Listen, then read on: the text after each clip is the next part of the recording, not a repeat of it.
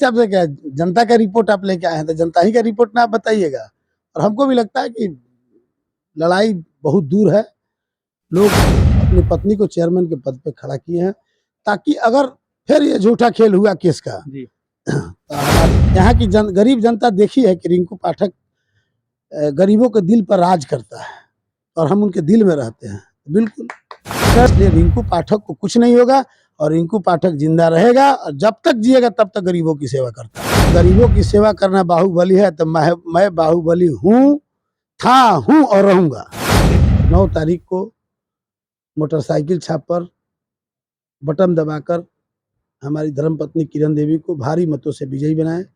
किरण देवी की जीत आप सब गरीब माता बंधुओं की जीत होगी। नमस्कार, आप देख रहे हैं बीएनडी न्यूज। मैं हूं अभिषेक दुबे।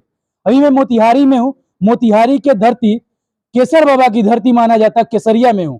जी हां, केसरिया में नगर पंचायत का चुनाव हो रहा है, जहां पर चेयरमैन का चुनाव हो रहा है और चेयरमैन के जो प्रत्याशी के पति हैं वो मेरे साथ हैं। किरण देवी के पति हैं और किरण देवी के पति पहले भी चेयरमैन रह चुके हैं, जिनका नाम रिंकू पाठक है।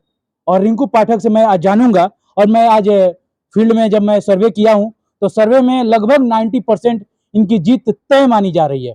सर, क्या लगता है इस बार के चुनाव में आपको? आपके चैनल के माध्यम से केसरिया के जितने भी तमाम मतदाता बंधु हैं सभी को मेरा प्रणाम, आदाब, सलाम।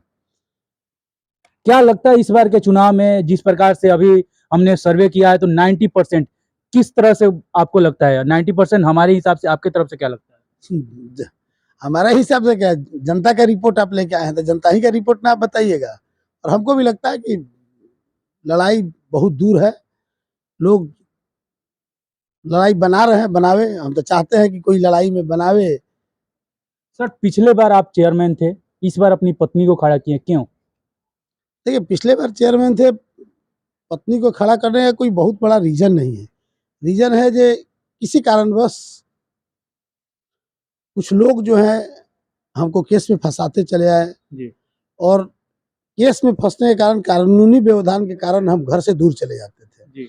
और जो जनता आती थी जी। हमसे मुलाकात नहीं हो पाती थी। तो जनता के तकलीफ को देखते हुए हम इस बार अपनी पत्नी को चेयरमैन के पद पे खड़ा किए हैं ताकि अगर फिर ये झूठा खेल हुआ केस का तो हमारी जो धर्मपत्नी किरण देवी है वो हमसे ज्यादा बढ़ चढ़कर यहाँ के गरीबों की सेवा करेगी और जो जनता आएगी वो अपने अध्यक्ष से मिलते रहेगी। किरण देवी चुनाव लड़ रही है, मैदान में है। आप मेयर चेयरमैन रह चुके हैं। क्या आप किरण देवी को अपनाएगी जनता? अरे बिल्कुल अपनाएगी, क्योंकि जनता का सेवा हम उसका बेटा बन के किए हैं और किरण देवी भी वही जनता का सेवा अपनी यहाँ की बहू बन के करेगी, बेटी बन के करेगी। बिल्कुल अपनाएगी, चूंकि यहाँ की गरीब जनता देखी है कि रिंकू पाठक गरीबों के दिल पर राज करता है और हम उनके दिल में रहते हैं। बिल्कुल। सर, ये खबर हम ग्राउंड पर थे तो कुछ लोग कह रहे थे कि जब चुनाव में नहीं आए थे तो एक भी केस नहीं था, लेकिन चुनाव के बाद उन पर एफआईआर पर एफआईआर हुआ। क्या रीजन था सर?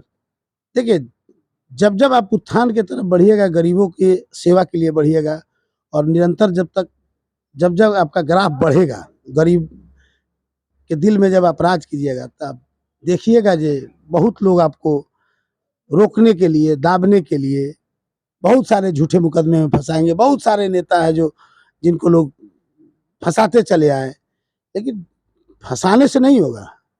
न्याय मिलता है, यहाँ भी मिलता है। ऊपर वाले के घर में देर है, अंधेर नहीं है। और जो गरीबों की दुआ है वह निरंतर मेरे साथ है।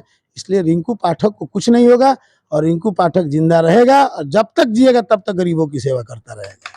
सर, विपक्ष भी होते हैं, पक्ष भी होते हैं, दोनों होते हैं।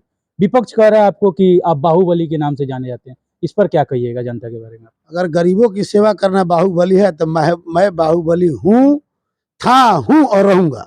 हमेशा रहेंगे? हमेशा रहेंगे। तो उन लोग जो कह रहे हैं कि बाहुबली की बात कर रहे हैं, उनको क्या कहिएगा? अरे उनका जवाब जनता देगी। 9 तारीख को बटन टिप के जवाब देगी कि रिंकू पाठक बाहुबली है कि गरीबों का बेटा है। सर, केसरिया में अगला कदम क्या रहेगा? किस पर काम करिएगा सबसे ज्यादा? देखिए, केसरिया में जो भी विकास की व्यवस्था है, जैसे यहाँ गरीबों को घर नहीं था, गैस चूल्हा नहीं था, जल की व्यवस्था नहीं थी। यह समुचित व्यवस्था 80% हो चुकी है, जी। क्योंकि 5 साल में 2 साल कोरोना का कार्यकाल रहा, जी। 3 साल में 1 साल हम भी डिस्टर्ब रहे, लेकिन 2 साल हमको समय मिला, उसमें 80% गरीबों का घर बन चुका है। 80% से ज़्यादा घरों में गैस सिलेंडर की चूल्हा की व्यवस्था हो चुकी है, जी। नल जल की व्यवस्था हो चुकी है, स्ट्रीट लाइट की व्यवस्था हो चुकी है, सड़क नाला की व्यवस्था हो चुकी है। अब यहाँ का व्यवस्था है,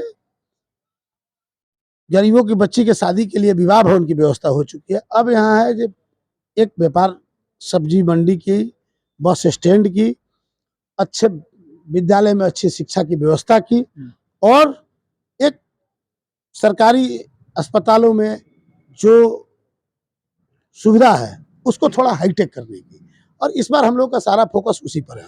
अब सरकारी अस्पतालों की बात की है, केसरिया क्या जो सरकारी अस्पताल है चरमराया हुआ है, क्या अगली बार आप जीत के आते हैं तो क्या उसको सही करेंगे? देखिए, एक